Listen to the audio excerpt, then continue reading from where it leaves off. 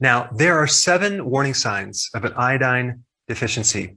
You may be familiar with a thyroid problem. If you're low in iodine, you can actually create a hypothyroid condition. And the various signs and symptoms of that would be hair loss, thinning of the hair, lethargy, depression, dry hair, dry skin, as well as weight gain, and cold intolerance. You do not tolerate cold. And by the way, like in the US alone, there's like 10 million people who have hypothyroidism. In Europe, it's 40 million people. And just so you know, 90% of all hypothyroidism is more autoimmune. And so it may not be an iodine deficiency. However, iodine deficiency in general is very, very common. 1.88 billion people on this planet have an iodine deficiency. So it's quite a few people. One of the best ways to know for sure if you are low in iodine, I talked about the patch test where you put a little drop of iodine on your skin and you see if it gets absorbed. But if you really wanted to do an accurate test to find out if you have an iodine deficiency, you'd want to measure your thyroid stimulating hormone, because that's a really good indicator to know what's happening at the level between the pituitary and your thyroid, simply because the thyroid is an iodine hog. So it's going to start hogging up all the iodine. And so if there's a deficiency of thyroid hormones, you won't get this feedback loop to turn off the thyroid. So the pituitary just keeps putting out more thyroid stimulating hormones. So it's going to be higher. And that's a really good indication to know if you're really deficient in iodine. And relating to that, as far as the numbers go, you want it to be under 4.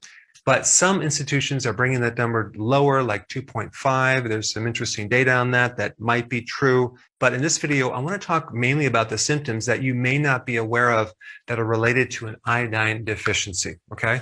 Number 1, intellectual disability. That's right. Your cognitive function diminishes greatly when you don't have iodine in adults and in children. In fact, if you're deficient in iodine, your IQ could go down by 15 points. If a child is deficient, it can go down by 13 points. If you add to this an iron deficiency in a child, that can bring it another 7 points lowered. So you're talking 20 points lowered IQ from a simple mineral deficiency. And not just a mineral, it's a trace mineral. And what's really bizarre to me is that we only need these tiny, tiny trace amounts of this mineral. And if you're deficient, the consequences are not tiny, they are huge. So this really involves your ability to solve problems, your advancement in your job, and it can relate to your future success.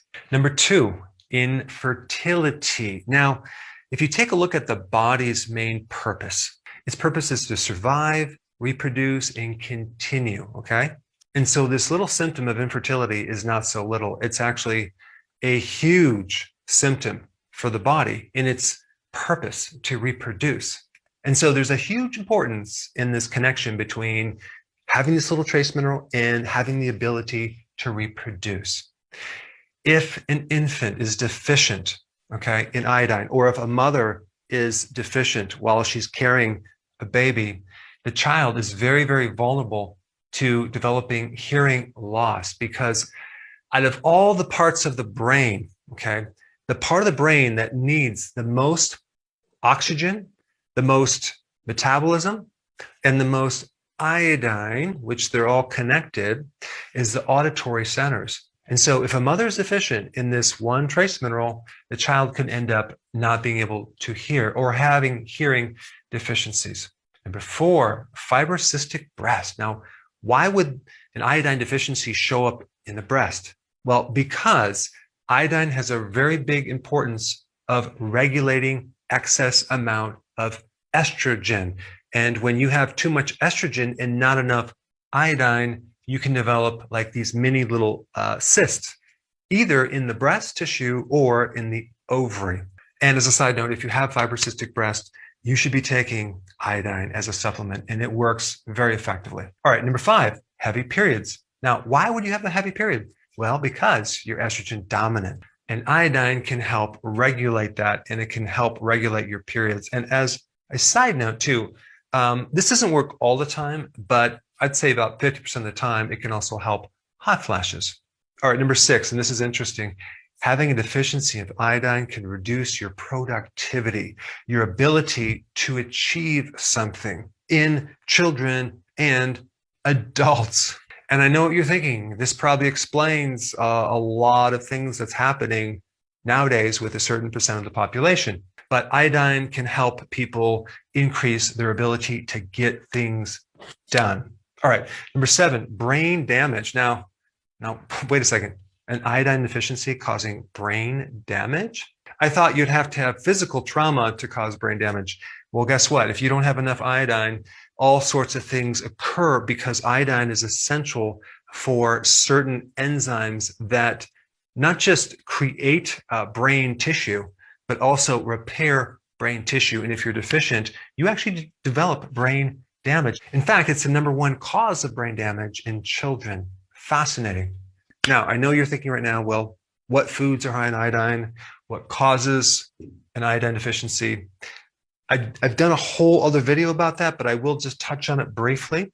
The #1 cause of iodine deficiency is not necessarily related to not getting enough iodine from your diet, okay? I wanted to primarily focus on number 3, goitrogen foods. These are foods that can cause a goiter, which is swelling of your thyroid, usually because of an iodine deficiency. So what's interesting is this: you could be getting enough dietary iodine, but consuming these foods at the same time and end up with an iodine deficiency and creating a lot of problems. So this point right here, number 3, goitrogen foods, is the most important information, okay? And out of these foods that can deplete iodine, cassava is the #1 that has the ability to block iodine. Why? Because in addition to its ability to bind to iodine and lock it up, it also has 2 additional chemicals that can also bind in a potent way to iodine. Hydrocyanic acid, which then turns into this thiocyanate, which is a very strong and potent binder to iodine. So because of these 2 chemicals right here, it is not good to consume a lot of cassava simply because it can block iodine. So unless you're consuming a lot of iodine, okay, you're probably going to be deficient. There is certain parts of the world that consume a lot of cassava in their diet. And this is one of the reasons why large populations are deficient in iodine. Now, you also have soy and corn and canola, okay, which also block iodine. And take a wild guess what they feed animals, okay? Soy, corn, and sometimes canola. But if you actually feed animals this food, you can actually create deficiencies in the animals. So here you are thinking, well, I don't consume soy, I don't consume corn, I don't consume cassava, I'm good to go. But you're consuming the animals that live off these foods. Now, also cruciferous foods, that would be the cabbage, the broccoli, the Brussels sprouts, things like that. Now, I've done videos on this, and there's 2 points I want to make on it.